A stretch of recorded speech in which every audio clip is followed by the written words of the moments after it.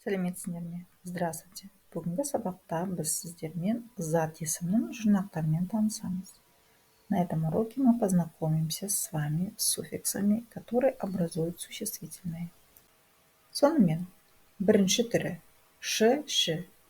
Итак, первый вид суффиксы ш, ш. Жазу ш, писатель. Сәулет ш, архитектор. Екінші түрі второй вид гер, кер жұрнақтары. Қызметкер, служащий, заңгер, юрист. Эти два вида суффиксов образуют профессию, должность или род занятий. Үшінші түрі үш түрге бөлінеді. Третий вид делится на три подвида. Біріншісі, первое, лық-лік, балалық, детство, өмірлік, жизненно. Дық-дік, егемендік, суверенитет, орындық, стул. Тық-тік, достық, дружба, тыныштық, тишина. Эти виды суффиксов, присоединяясь к прилагательным, образуют отвлеченные понятия.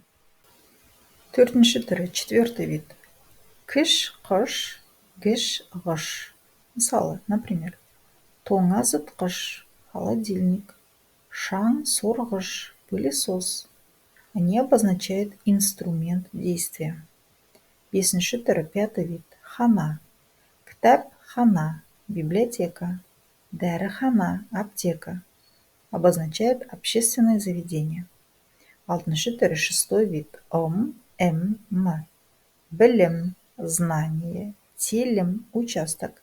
Обозначает результат действия. Жетінші түрі, седьмой вид. Маме, папе, бабе. Мысалы, например, кеспе, лапша, күнтізбе, календарь образуются от глаголов. Сегізінші түрі, восьмой вид, ыс, іс, с. Мысалы, например, құрылыс, строительство, өндіріс, производство.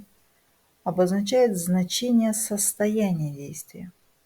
Тоғызыншы түрі, девятый вид, г, г, қ, к.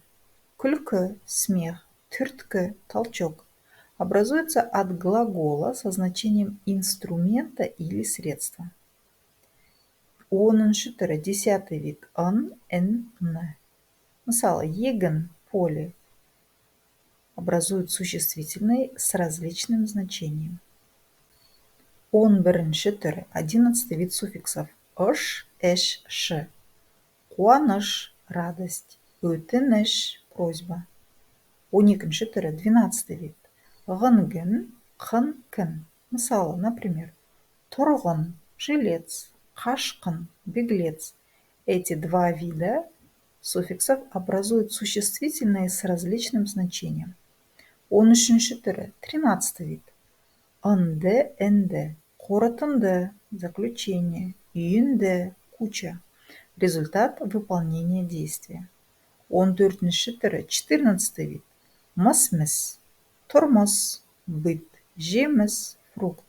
Результат выполнения действия. 15-ші түрі, 15-й вид суффиксов. Шылық, шілік, молшылық, изобилие, қиыншылық, трудность. Прибавляются к прилагательному и образуют отвлеченные понятия. 16-ші түрі, 16-й вид. Сыздық, сіздік. Мәдениетсіздік, бескультурие. Әдепсіздік, невоспитанность. Это отвлеченные понятия, обозначающие отсутствие чего-либо.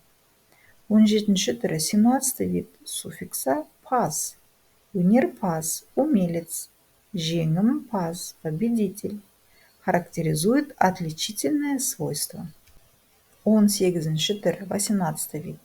Лас лес, дас дес, тас тес. Мысалы, например, замандас, современник, жолдас, товарищ.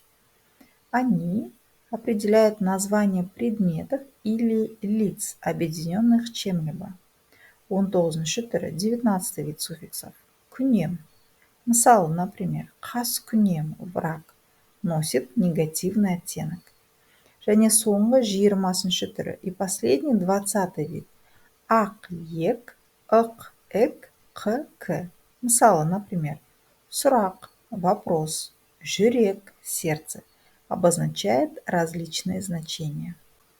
Осымен сабағымыз аяқталды. Сабақтың соңы. Назарларыңызға рахмет. На этом наш урок завершен. Конец урока. Благодарю за внимание.